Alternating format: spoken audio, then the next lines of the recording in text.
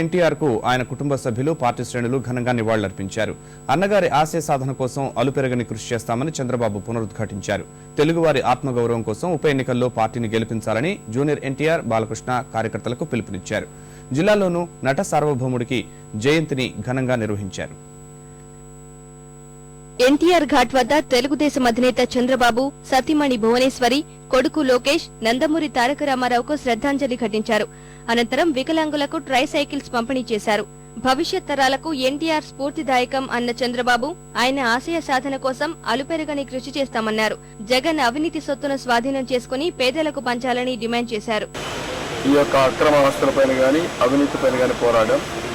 అసెంబ్లీలో అవిశ్వాస తీర్మానం పెట్టి చాలా డాక్యుమెంటరీ ఎవిడెన్స్ అంతా ఇచ్చాం.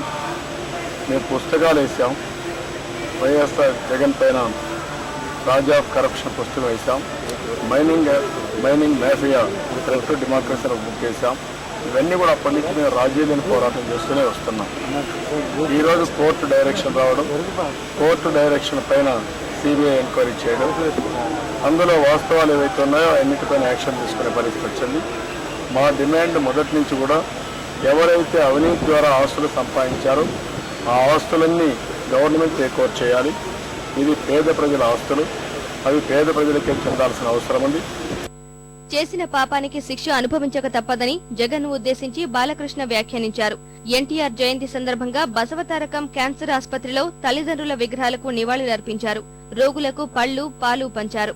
ఎన్టీఆర్ లాంటి మరో నాయకుడు చంద్రబాబు అని కితాబిచ్చారు. కార్యక్రమంలో చంద్రబాబు కూడా పాల్గొన్నారు. అదేమిటండి, చేసిన దీనికి పైన భగవంతుడు నన్ను దానికి వాళ్ళు అనుభవించాల్సిందే.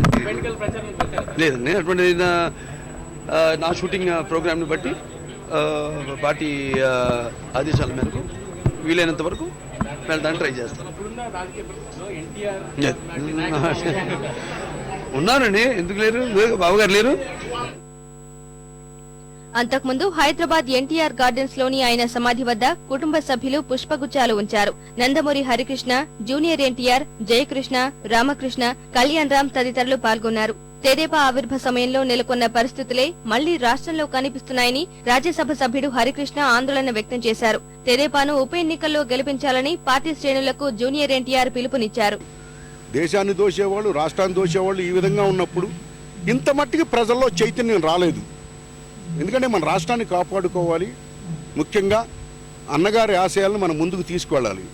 తిరిగి ప్రజలు ఇవాళ మళ్ళీ అన్నగారి ఆశయాలు తిరిగి మళ్ళీ వెలుగులోకి తీసుకురావాలంటే తెలుగుదేశం పార్టీ అభ్యర్థులను గెలిపించాలి. తెలుగు జాతి మనుగడ కోసం, తెలుగు జాతి ఆత్మ గౌరవం కోసం స్థాపించిన పార్టీ నందమూరి తారక రామారావు గారు స్థాపించిన తెలుగుదేశం పార్టీ. ఆ పార్టీని గెలిపించి ఆయన ఆశయాల్ని ముందుకు తీసుకెళ్లాలని అందరినీ, తెలుగుదేశం పార్టీ శ్రేణుల్ని, కార్యకర్తల్ని, అభిమాన సోదరులందరినీ, యావత్ రాష్ట్ర ప్రజలందరినీ కోరుకుంటున్నాను. వైఎస్ హయాంలో 1,00,000 కోట్ల రూపాయలు అప్పనంగా తన కుటుంబ సభ్యులకు దోచిపెట్టారని కృష్ణా జిల్లా తెదేపా అధ్యక్షుడు దేవినేని ఉమా అన్నారు. జగన్ అక్రమాస్తుల కేసులో మిగిలిన మంత్రులను అరెస్టు చేయాలని డిమాండ్ చేశారు. ఎన్టీఆర్ జయంతి సందర్భంగా విజయవాడలో పేదలకు దుప్పట్లు పంచిపెట్టారు. కార్యక్రమంలో మాజీ ఎంపీ రామ్మోహన్, వల్లభనేని వంశీతో పాటు నాయకులు, కార్యకర్తలు పెద్ద ఎత్తున పాల్గొన్నారు.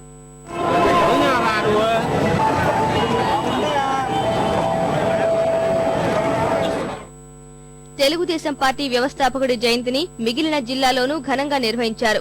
ఆదిలాబాద్, నిజామాబాద్, కరీంనగర్, మెదక్ జిల్లాల్లో ఎన్టీఆర్ విగ్రహానికి పూలమాలలు వేశారు. కడప జిల్లా రాజంపేటలో ఎన్టీఆర్ చిత్రపటానికి పూజలు చేశారు. తిరుపతి టౌన్ సర్కిల్ వద్ద ఎన్టీఆర్ విగ్రహానికి పాలాభిషేకం చేశారు. హైదరాబాద్ రాజేంద్రనగర్ లో ఎమ్మెల్యే ఆధ్వర్యంలో మానసిక వికలాంగులకు పండ్లు పంపిణీ చేశారు.